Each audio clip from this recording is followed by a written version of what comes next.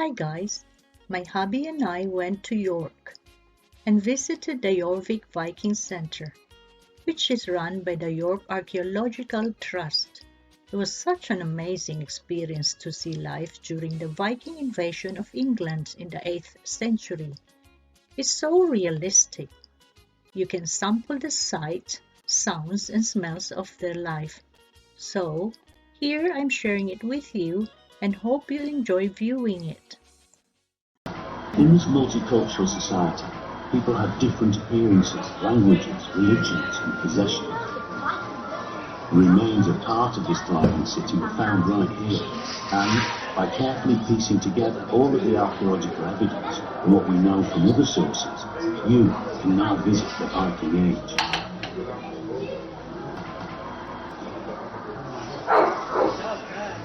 Kom här. Välkommen till Jorvik.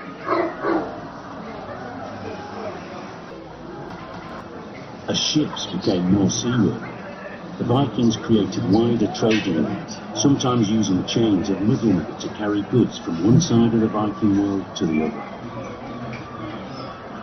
Silks and a cowrie shell found here suggest trade with Central Asia, the Eastern Mediterranean and the Red Sea.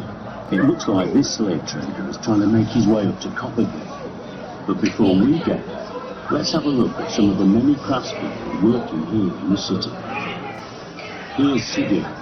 He's using animal bones and antler from deer to make some everyday objects such as combs, comb cases, skates and bone pins. Making a comb from antler could be very time consuming, but the ones found here were made from many pieces riveted together and then decorated. We know that the Vikings liked to keep themselves well groomed, as we found many combs in the excavations, as well as items such as tweezers and even ear screws. We'll now head away from the river towards the street, Coppergate, and meet some more of the people who lived and worked here. Here's the blacksmith's house. Look inside and you can see his wife by the fire. Grummy, the blacksmith, is teaching his son how to sharpen a knife he had just made.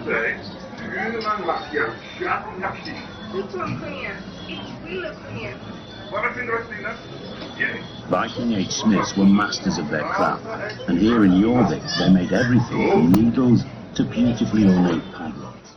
Now we'll go across to the next property and visit his neighbour, Unni, a woodturner who lives in one of the new-style wooden plank buildings. Unni is making cups and bowls by turning wood such as oak or ash in his cold layers. You can see all the wooden core waste on the ground, which children may have used as spinning tops. By the way, it's this trade that many think gave its name to Coppergate, the street of the cupmakers. Another building is being built behind Unni's house. Here the cellar is being dug out and lined with oak planks before the upper story is added. Looks like the builders are having a rest there.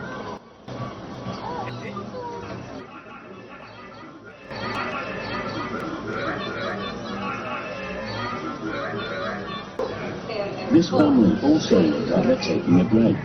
The children are being taught to play Nippertine by their grandfather. We found a wooden gaming board and lots of playing pieces here, made from bone, wood and iron, so it must have been a popular pastime. In this front room you can see a woman working at the loom, which was used to weave woolen cloth for clothing and blankets.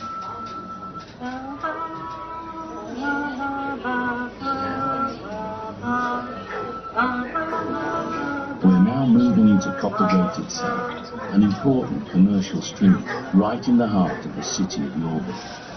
As you can see from these stores, you can buy almost anything here. Coppergate is just one of the many streets in this city, which was home to more than 10,000 people. The streets of the city of Jorvik are covered in filth and mud, rutted by car wheels and with potholes everywhere. This leather worker seems to be having a problem sewing his shoe pieces together and looks like he has Viking disease, a Dupuytren's contracture. You can see it's caused the fingers on his hand to become clawed. It's a genetic disorder that runs in families and seen particularly in middle-aged men. Tradition has it that it originated with the Vikings, who spread it throughout northern Europe and beyond as they travelled to intermarry. This couple here are arguing about what to have for supper, meat or fish. It would seem that life hasn't changed too much over the last 1,000 years. They're arguing in Old Norse, but if you listen carefully, you can hear Old English, Middle Welsh and Old Irish all being spoken in this stream. Here's a food seller trying to sell this wealthy-looking woman a cabbage or something. It doesn't look like the type of thing that would tempt her or her young lady. This woman looks like she's struggling to cross the road. We only found 2 complete skeletons in the excavations here, and this woman is based on one of them. The first Vikings who came here were not Christians and worshipped their pagan Norse gods, but they seem to have adopted Christianity quite quickly. There is lots of evidence for there being a Viking-era church just behind Copenhagen, and there were many other new churches built in Jorvik at this time. Here's a priest administering last rites.